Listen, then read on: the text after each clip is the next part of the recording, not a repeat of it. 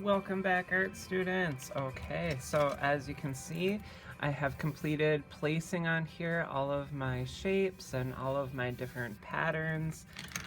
You've been able to go through your idea papers that are showing you lots of examples of Memphis Milano patterns and shapes and so forth.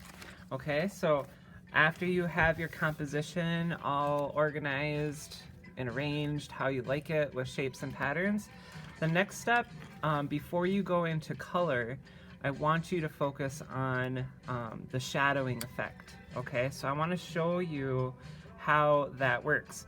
So I already kind of planned one area for a shadow right here, so I need to keep that consistent, and I need to pretend that, you know, the light is coming from this direction, and ironically enough, my light is coming from this direction because you can see the shadow falling down on my paper, so it kind of makes it easier in my scenario. But all right, so all you need to do to create shadow effects is you need to place, you might want to use a ruler in areas to make it appear just a little bit straighter.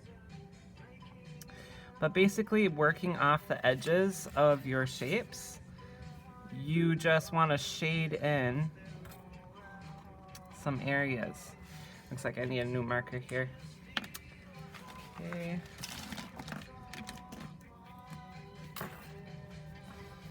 Okay, kind of like this.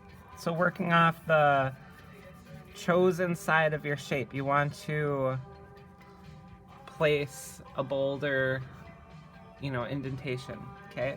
So we can see that the light's coming from this way.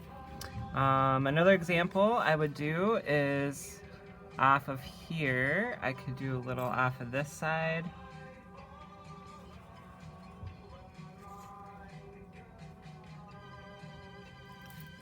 All right, kind of like that. And I would even go as far to doing this.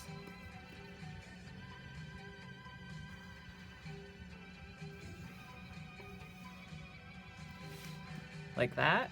So you can see it kind of, it's lifting up off the paper our shapes, and it makes it exaggerate areas that are overlapping.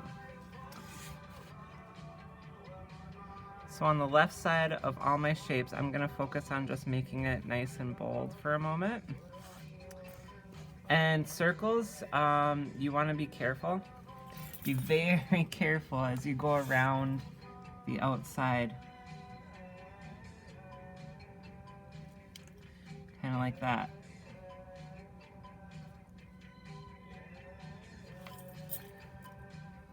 And I'll try this one right here.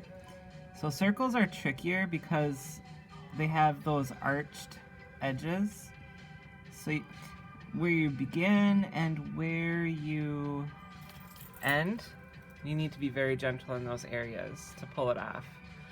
Circles are probably the hardest ones to do your shadowing effect.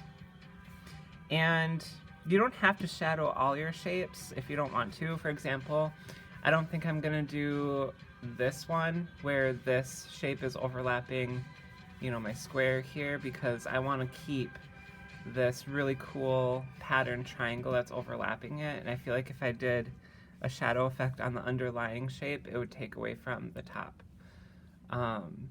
So you don't have to do it to all of them, but I do think it's a really cool effect. This shape over here, if I zoom in, you can see it's a circle right here. I'm not going to outline that circle. I just want it to be a borderless circle, but I still want to put on there a shadow. So that's another really cool idea. Not all your shapes need to have a complete border, because you can do that with just the use of color. Okay. I'm gonna do this whole crescent moon shape here.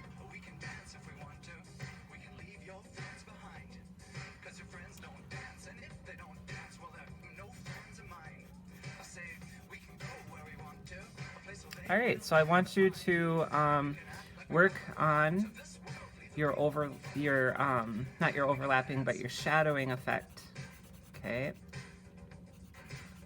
on some of your shapes.